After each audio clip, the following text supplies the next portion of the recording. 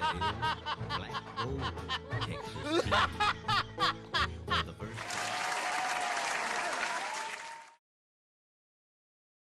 Jangan dengerin Pak Kadis sama Jadi Jamro. begini juga Pak Kadis, ada kan tentang masyarakat pengelolaan hutan yang ditujukan ke masyarakat. Apa sih itu Pak? Jadi begini ya, jadi artinya masyarakat memang di dalam peraturan kehutanan itu yang diutamakan, yang diprioritaskan untuk ikut mengelola kawasan hutan adalah mereka yang tinggal di sekitar kawasan hutan. Memang seperti itu sebetulnya peraturannya. Jadi bapak-bapak atau ibu-ibu yang ingin mengelola kawasan hutan, kemudian bapak-bapak sendiri tinggal di sekitar kawasan hutan, itu memang punya peluang ya untuk ikut mengelola kawasan hutan. Kalau ini merupakan hutan lindung seperti di depan kita ini saya kira ini mungkin hutan lindung. Kalau yang sebelah sana ya. Ya. Nah itu kita bisa mengelola, tapi tidak boleh menebang. Tidak boleh menebang. Jadi kita memanfaatkan tanaman-tanaman serbaguna istilah di kehutanan itu seperti durian, kemudian jengkol, kemudian pete, kemudian sekarang juga boleh karet asalan. Jadi nanti bapak-bapak ibu-ibu bisa memanfaatkan duriannya, bisa memanfaatkan petenya, jengkolnya. Nah ini kalau kita betul-betul kita kelola juga, ini kan hasilnya cukup memadai juga sebenarnya untuk membantu kebutuhan keluarga. Kalau tanaman palawija kira-kira bisa nggak Pak Kadis? Nah ini tanaman ini tidak boleh masuk dalam kawasan hutan lindung khususnya. Karena kalau tanaman palawija itu kan tanaman-tanaman yang umur pendek, itu butuh pengolahan tanah. Nanti kalau kawasan hutan itu tanahnya diolah, dia menjadi terbuka. Kalau musim hujan kan lebih mudah terkikis. Nah, sedangkan hutan lindung itu harus tetap terlindungi. Jadi memang biarkan saja serasa-serasa tanaman, sisa-sisa ranting, sisa daun menumpuk di permukaan tanah itu memang sengaja. Pupuk. Jadi pupuk. Nah ini Pak Mas Gitu, Jamro. Jadi gini Pak Kepala Dinas, jadi masyarakat yang ada di sekelilingnya mempunyai hak untuk mengelola tanah register. Wah ini sudah 17 tahun dekat tanah register itu. Jadi buat gubuk-gubuk kecil untuk berkemasan yang katanya setiap minggu cewek cowok langsung ke tempat kemasan itu nggak apa-apa ya? Nggak boleh Pak Serif itu. Nggak boleh. Nggak boleh Pak Serif, Pak Karena Susila gini tuh, Wak Pak Serif. Jambrong ini kan itu kan tempat maksiat. Karena nggak ada yang ngeliat. Ya, seperti tadi yang saya bilang monyet aktif ya. Wak Jambrong. Jadi begini Wak Jambrong ini. Ada gubuk-gubuknya ada berapa buah lah Pak ya. Disewain Pak. Waduh. Jadi setiap masuk orang pacaran itu 10.000. Nah ini yang ngedukung juga. Ini Iya, minumannya. Pak. Enggak juga. Ini dia minumannya Pak. Aduh. Saya kan sudah marah sama daerah ini Pak. Maka sini kesel. Saya panggil Bapak aja supaya jelas semua di sini. Tapi katanya masyarakat bisa mengelola tadi itu. Nah, ini yang Bapak Jangan kembar, perlu Mas. jelasin. Bisa kita tanam apa saja. Jangan kayak Jambrong nanam palawija di kawasannya longsor tanahnya. Kita nggak ngerti loh Pak Serif loh. Ya ini jelasin lagi Nah, Pak. jadi begini ya. Jadi saya mohon juga saya imbau pada masyarakat. Gitu. Artinya kawasan hutan lindung ini itu merupakan bank air. Kalau yang kita tahu sekarang kan bank tempat menyimpan uang, kan? Nah, hutan-hutan lindung ini bank tempat menyimpan air sebetulnya. Nah, cuman kadang-kadang kita memberikan pemahaman itu harus dengan bahasa-bahasa yang gampang. Kalau itu merupakan suatu bank, itu kan ada cadangan. Nah, kalau cadangan air ini dengan adanya penebangan liar, dengan adanya perambahan-perambahan, kayu-kayu pohon-pohon yang habis, sementara kayu-kayu dan pohon-pohon ini kan yang menyimpan air. Nah, kalau kayu dan pohon-pohonnya habis, tentunya airnya juga habis. Pantesan Pak, warga saya pada ngeluh. Biasanya Pak, walaupun musim kemarau begini, itu masih ada air-air mengalir di sungai. Nah sekarang ini kering benar. Ternyata di tengah-tengah sana, di hutan Regise, itu sudah habis. Nggak bisa nyimpen air lagi Pak, rupanya. Dan itu kan di dalam hutan itu kan bukan hanya tanaman saja ya, tapi banyak keanekaragaman hayati ya, banyak hewan-hewan langka, banyak burung-burung, banyak insektisida. Kalau bisa kita bayangkan, kalau kita hitung ini dengan penebangan satu pohon mengakibatkan kerusakan alam sebegitu besar, tentunya apa istilahnya, pemberian Allah ini kita rusak. Ibu. Sekarang saja kalau kita mendengar suara burung, kita harus pergi ke pasar burung. Padahal dulu sebelumnya, kalau kita hanya ingin mendengar suara burung-burung berkicau, itu kan biasa di sekitar kita ini banyak.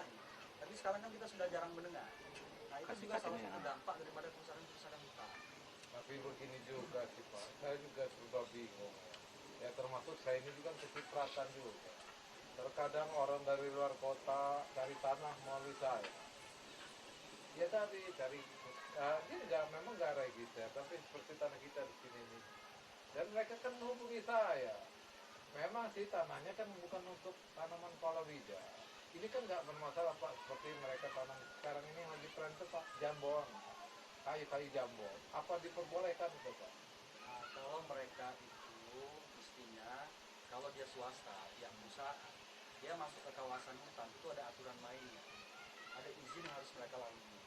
Tapi kalau masyarakat di sekitar kawasan hutan, dengan mereka membentuk suatu kelompok-kelompok tani, kemudian mereka mengikuti arahan-arahan dari petugas-petugas kehutanan, nah nanti mereka inilah bisa ikut mengelola kawasan hutan, tentunya dengan tanaman-tanaman antara lain tadi, salah satunya jambon itu bisa, udah mulai tidak bisa, jambon bisa.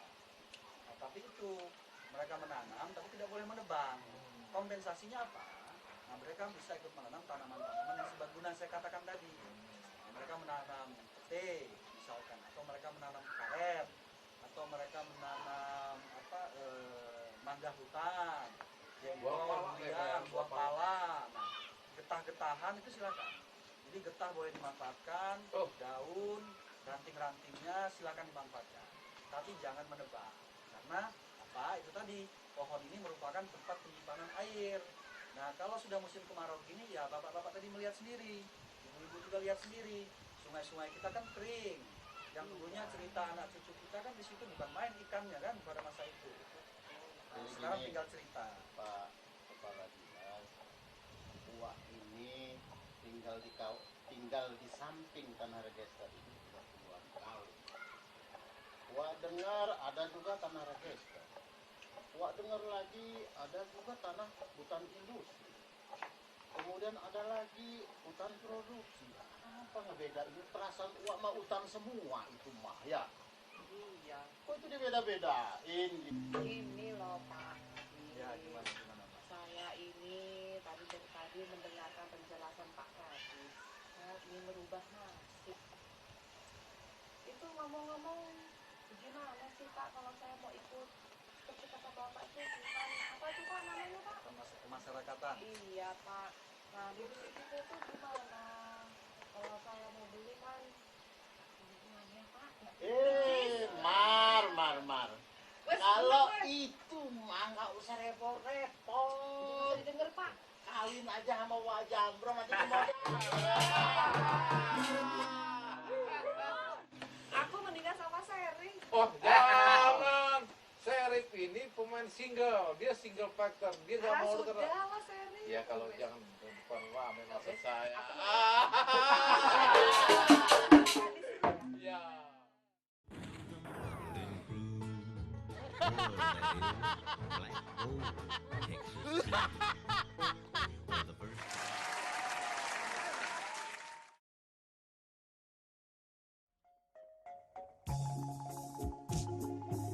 PT Ersindo Mulya memiliki potong padi modern 4-in-1 Super Combine Harvester. Cara kerja mesin pemanen padi modern 4-in-1 ini, hasil pemotongannya dikirim ke dalam unit perontok dalam mesin melalui konveyor pengumpan untuk dirontokkan gabahnya dan dikumpulkan ke dalam wadah untuk disalurkan ke dalam karung. Dan jerami sisanya dipisahkan pada bagian yang berbeda untuk kemudian dibuang di sawah. Selamat mencoba dan buktikan kecanggihannya. Suku cadang terjamin.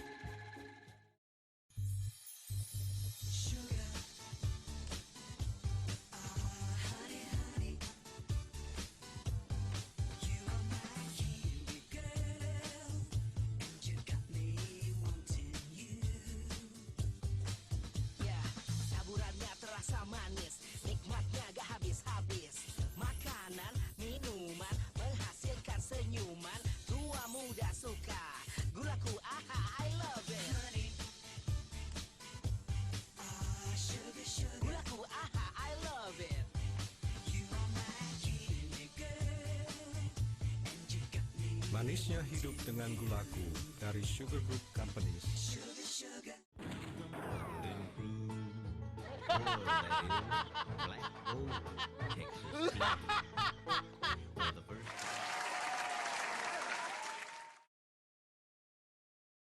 Itu pesanannya apa aja sih, Pak? Jadi gini Mbak Mar ya, kalau Mbak Mar ingin mengelola kawasan hutan atau ingin menanam pohon-pohon kehutanan, biasanya masyarakat yang berada di sekitar kawasan hutan, pohon-pohon yang ada di kawasan hutan itu kan ada anakan-anakannya, anakan pohon itu ya. Nah, anakan-anakan pohon ini sebetulnya bisa dimanfaatkan. Jadi biji-biji yang jatuh kan tumbuh jadi pohon itu, Mbak. Nah, jadi pohon-pohon anakan ini Mbak bisa kumpulkan, dijadikan bibit. Itu kalau cara swadaya, cara Mbak sendiri ya. Nanti bisa Mbak tanam di kawasan silakan, Mbak mau tanam di tanah sendiri juga silakan. Nggak apa-apa. Monggo. Nggak ada Nanti- pasal-pasalan Enggak, ya? kalau itu boleh. Jadi hanya memanfaatkan bibit, anakan bibit yang ada di kawasan hutan itu boleh. Nah, kemudian kalau dari program pemerintah ini memang sedang digalakkan. Nah, teman biasanya bantuan bibit kehutanan ini biasanya melalui kelompok-kelompok, memang biasanya melalui kelompok. Kecuali ada program-program penghijauan, nah ini bisa nanti didistribusikan kepada masyarakat. Susah nggak itu Pak, baca ininya, ngajukannya? Satu kelompok itu berapa orang, Pak? Satu kelompok itu rata-rata 40 sampai 50 orang. Waduh. Mbak, nanti kita itu ya Mbak ya, nanam ya Mbak ya? Boleh. Tapi dibantu duit Pak ya? Dibantu duit nggak Pak?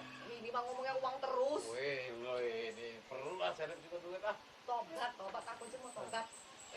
Sekarang begini, yang penting pemerintah itu kan melihat bagaimana niat kita ya, usaha kita seperti apa. Tentunya kalau pemerintah melihat bapak-bapak ini, ibu-ibu ini betul-betul serius untuk mengelola kawasan hutan, serius untuk menanam tanahnya dengan tanaman-tanaman kehutanan, ya kita kan ada petugas-petugas sudah di lapangan. Insya Allah sekarang ini sudah sangat terbuka. Jadi siapa-siapa yang memang betul-betul serius untuk perbaikan lingkungan, kita akan perhatikan.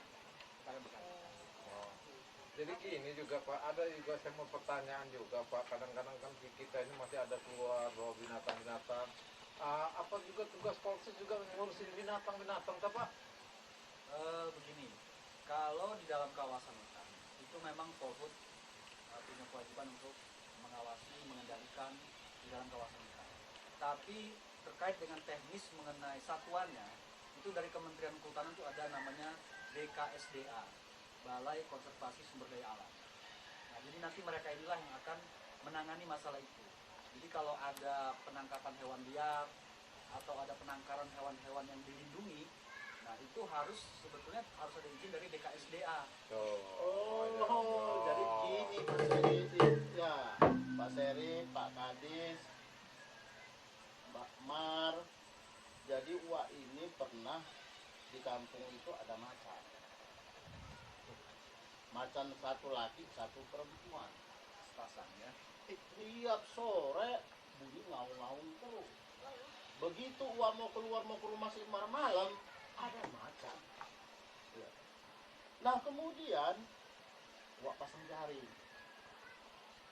Nah kemudian ditangkaplah macan itu. Pikir Wak mau pelihara, Wak mau jual. Enggak lama datang Polsus ngambil itu. Ya terus saya nangkap sendiri, kemudian saya menjerat sendiri. Kok Bapak Polsus mau ngambil hak yang saya tangkapan saya? Apa pidana juga Pak, nangkep itu Pak, nangkep binatang itu Pak? Gini, jadi itu salah satu hewan yang dilindungi karena jumlahnya sudah sangat terbatas. Apalagi harimau Sumatera ini sudah sangat-sangat terbatas sekali. Saya Pak ya harimaunya. Kira-kira seperti itu. Maksudnya seremnya macannya. Nah, jadi tadi ya saya teruskan lagi ya, saya lanjutkan. Jadi memang rekan-rekan Polhut, petugas kita di lapangan punya kewenangan itu. Maksudnya nanti mereka akan apakah nanti kita akan lihat kalau memang hewan ini memang dalam kondisi sehat, kita akan kembalikan lagi kepada habitatnya, kembalikan lagi ke kawasan hutannya, karena memang disitulah mereka hidup. Mereka hidup itu kan sebetulnya bukan dalam kandang, hewan-hewan ini. Mereka juga punya hak untuk hidup di habitatnya ya di kawasan hutan. Nanti yang mengelola, yang mengatur mengenai ketentuan dan lain-lainnya ini memang dari BKSDA, dari Kementerian Kehutanan BKSDA. Jadi nanti Polhut kami akan lapor kepada BKSDA. Tapi ada juga Pak, Hadis, ya kan? Itu pohon singkong tua itu setiap saat selalu diacak-acak sama gajah, ya kan? Kemudian setiap saat wak nanam nanam singkong diacak-acak sama gajah. Wak mau nangkep, wak nggak berani. Kemudian wak ini lapor sama siapa nih kalau ada gajah masuk ngacak-acak kebun wak nih? Jadi begini, mungkin Uwak juga salah. Iya. Nanam singkong di habitatnya gajah. Iya. Jadi itu kan ada sebetulnya yang berkapasitas dalam rangka masalah ini adalah Kementerian Hukum terkait dengan satwa yang dilindungi. Tapi biasanya hewan-hewan yang dalam kawasan hutan ini mereka itu tidak akan mengganggu manusia sepanjang habitat mereka.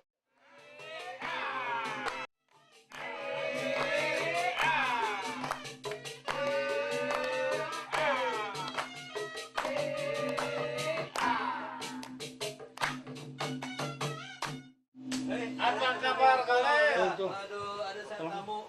Bukan, lo mau tahu nggak ini Bapak Kadis ini supaya informasinya masalah HGI. Silakan itu tuh. Selamat siang Pak Kades. Yo, selamat siang. Selamat siang. Untuk dapat ketemu Pak Kades. Ini Ada mau tanya dikit Pak Kades. Silakan, silakan. nah ini Buat apa muda aja Pak? Wah jamrong, Bukan, 17 Pak. tahun. Kasih oil lah. Jangan tahun panjer. jadi gini Pak Kadis, Ya. ini juga si Konlim ini juga curhat ke saya lah, kita istilah Ya. udah curhat lah ya. Istilahnya lapor kalau HGU dia ini dianggap bermasalah, padahal sah punya dia ini. Coba silakan itu ke Alim ngomong ini. Ya Pak Kades. Ya, Gua ya, numpang gimana? tanya. Jadi kalau punya HGU ada 60 hektar.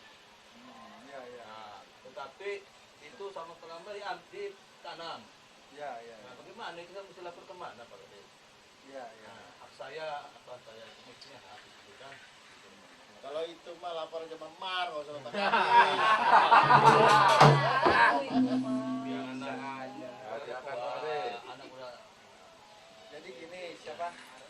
Pak Alim. Ongko Alim ya. Ini kalau terkait HGU, Ya. memang kapasitasnya sebetulnya di BPN, Iya Pak Kades. Badan Pertanahan Nasional Iya. ya, karena mereka yang menerbitkan HGU. Iya Pak. Cuman memang ini terkadang kita itu untuk mendapatkannya itu kita berbuat maksimal gitu. Tapi kadang-kadang setelah dapat ini tidak dikelola dengan baik. Ecak-ecak lah ya Iya. Pak. Saya ada tanam Pak Kades, tapi memang belum penuh semuanya. Hmm. Nah itu mestinya kita kelola sesuai dengan hak yang kita punya, gitu kan? Kemudian ya apalah rencana HGU itu tadi kan, waktu mendapatkan izinnya rencananya untuk usaha apa misalnya. Nah itu memang harus sudah realisasikan. Rencana tanam sawit. Ya, misalkan tanam sawit, nah, itu harus ada, kalau dia sudah 60 hektar, itu sudah harus ada izin usaha perkebunannya. Gitu Pak Kades. Ya, tapi kalau bicara terkait HGU, itu bukan kapasitas saya, Colin. Ya. Itu yang lebih berkompeten adalah BPN. BPN. Ini Ya. gini Pak Kadis, ya enggak. Kolin ini cuma punya 60 hektar, tapi di lokasi itu 120 hektar. Iya, itu sebagian punya tanah rakyat. Kolin ini mesti diperiksa nih, dipenipu juga ini Pak Lo ngomong Kadis. jangan sembarangan dong. Udah. Ukur semua itu. Jangan ribut, jangan ribut, jangan ribut. Toh. Lu tiap hari lu minta doa, apa gua kalau duit semua orang minta duit sama gua datang apa-apa.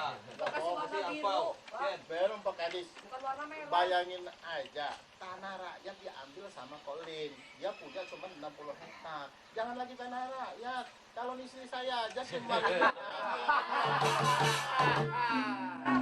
Namanya gini Pak, istilahnya dia ini ngukur numpang lewat. Dia beli di ujung, di tengah-tengah ikut diukur. Ngaku punya dia. Ini Pak penyakit orang-orang di ini Pak. Jadi namanya istilahnya ngukur tanah itu kalau daerah sini tahu loh Pak, mengukur numpang lewat. Jadi dia beli di ujung, Ya tengah ini kan punya orang, diukur dia dari ujung ke ujung, semua punya dia. Kita gua ada bayar juga itu. Ya lo kan nama Jambrong bukan nama gua. Jadi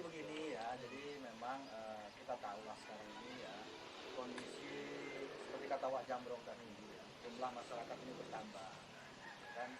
Artinya kalau jumlah masyarakat bertambah, berarti jumlah perut yang harus diisi kan bertambah. Ini bahasa gamblangnya, toh.